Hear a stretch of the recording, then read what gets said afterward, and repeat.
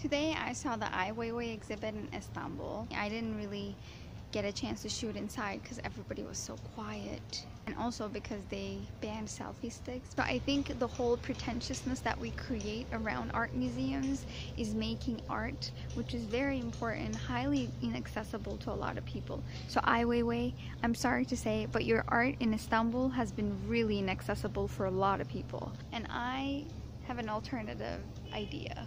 Let's think about other stuff that we all have access to as art. Like, for example, streamable series.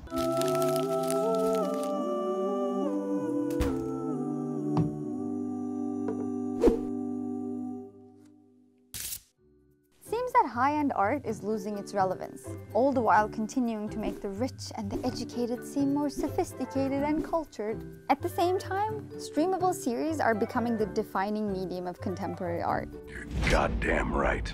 For the purpose of this discussion, I define art as communication that carries a message with an aesthetic value. The message doesn't have to be fixed or clear, and the work doesn't have to be beautiful. So using this definition, I consider streamable shows a form of art. Pretty effective form of art too. So these high-budget scripted TV shows that contain multiple seasons, which contain multiple episodes, dominate most of our leisure time. Oh, this is gonna be so dope. I mean, look at how practical they are. You don't have to schedule them ahead of time. They're really cheap, if not totally free. Binge watch for hours, what do you think? How much is it? $8 a month. Most importantly, they're available to a wide range of people. These shows demand our critical attention because unlike most contemporary art pieces, That I love. I absolutely love. which are baffling to most of us, we actually understand them. Do you understand?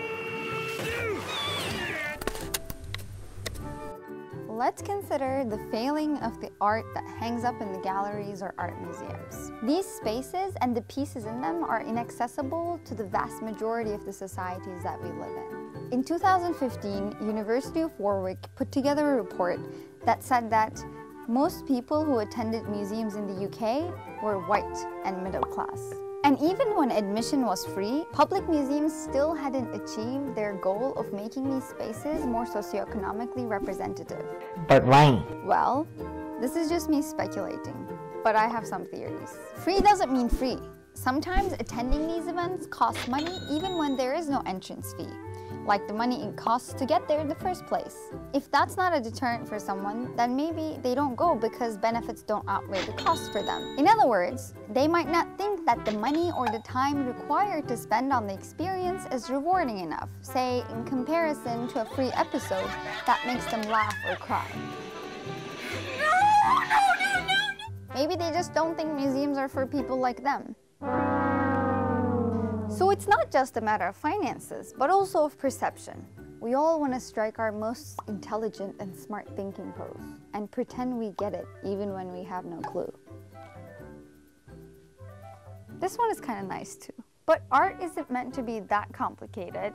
It's just supposed to make you think and feel stuff.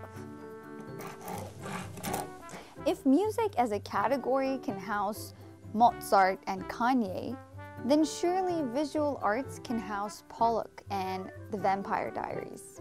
Do you emotionally and intellectually connect to a Rothko?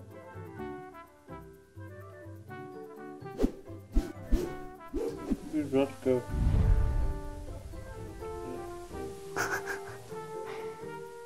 Yeah, I don't either. Not immediately. And not until somebody explains to me why it is brilliant. Does that make me uncultured? Maybe. But I still get my dose of art.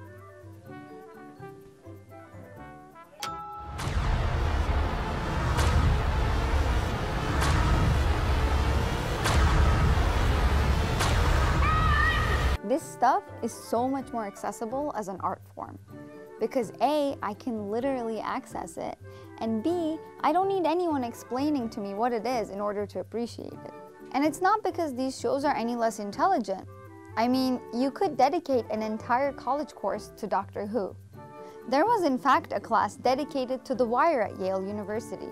Sure, part of that is because these shows are essentially commercial art forms, and having a financial concern forces them to be appealing to as wide an audience as possible.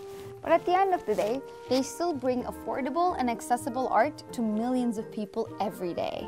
Folks at Create Equity and Art Think Tank asked the question, isn't it ironic that commercialized forms of art seem to be so much better at engaging the most economically vulnerable populations when nonprofits like public museums receive billions of dollars in annual government funding and still fail? That's why we can't underestimate these shows and the content in them. They are the sole form of art for many people. So, if we expand our definition of art to include stuff we already have access to and start engaging with it more deeply, then we might get more out of what we already have. What do you think? Do you consider any shows you watch contemporary art? Would you say pop culture is driven more by artistic expression or commercial interest in average taste?